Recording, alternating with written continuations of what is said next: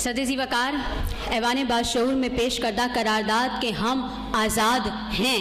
जनाब वाला हम मैं आप ऐवान बाशऊर में बैठा हर शख्स और मुमलिकत खुदादाद पाकिस्तान का हर बाशिंदा बात आज़ाद की जाए तो तस्दीक करती चलूँ कि कोई भी मुल्क शहर या शहरी उस वक्त तक आज़ाद नहीं होता जब तक कोई पाबंदी ना लगाई जाए। पाबंदी लगेगी तो आज़ादी रहेगी, वरना वो आवारगी बन जाएगी। खैर, करारदाद की तरफ चलते हैं जनाब वाला। हम आज़ाद हैं, दहशतगर्दों का मुंहतोड़ जवाब देने के लिए हम आज़ाद हैं, अगवाकारों को पकड़कर कानून के हवाले करने के लिए हम आज़ाद हैं, अवाम का पैसा वजीर के हलक से 70 करोड़ रुपए खींच कर निकालने के लिए हम आज़ाद हैं। जी जनाब वाला, वाघा बॉर्डर पर आज सुबह फौजियों की परेड इस बात का सबूत है हम आज़ाद हैं कि रंग बिरंगी झंडियां हर घर में लहराता झंडा जी जनाब वाला चीख चीख कर कहता है हम आज़ाद हैं। जनाब वाला, आज मजहब से अदलिया तक, क्रिकेट से मीडिया तक, आवाम से अवामी नुमाइंदों तक, कानून नाफिज करने वाले इदारों से कानून के रखवालों तक हर शख्स ये कहता नजर आता है यूं दी हमें आज़ादी के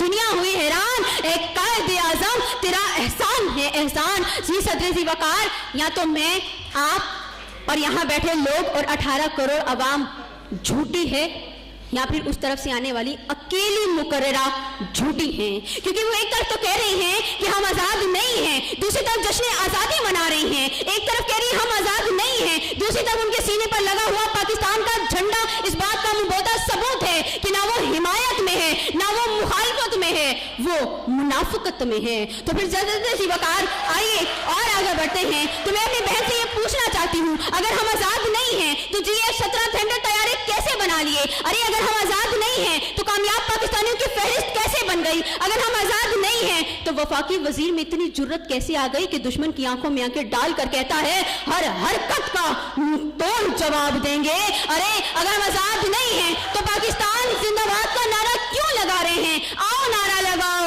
सारे जहां से अच्छा हिंदुस्तान हमारा। मगर जनाब वाला, ऐसा नारा लगाने वाला यहाँ कोई नहीं है, क्योंकि यहाँ सब लोग आज़ाद हैं। और जनाब वाला, एक और तस्दीक करती चलूं, हालात खराब होना, मसाइल से दो चार होना अलग बात है, गुलाम होना अलग बात है। हुक्मरानों का वादा खिलाफ होना अलग बात है, गुलाम होना अलग बात है। दहशतगर्दी की जद में आना अलग बात है, गुलाम होना अलग बात है। मकरूज होना, जख्मों से चूर होना, बेरोजगार होना अलग बात है, गुलाम होना अलग बात है। अरे याद करो वो दौर कि जब हम फिरंगी गज़ाकों के रहमो करम पर थे, याद करो वो दौर कि जब दरगाहों के जगह गुरुद्वारे बनाने जाने के मंसूबे आश्कारा थे, और नथुराम और स्वामी श्रद्धानंद की शुद्धि और संगठन जैसी तहरीकों को कैसे भूल गई? मगर सदर मोहतरम को कैसे याद करेंगे?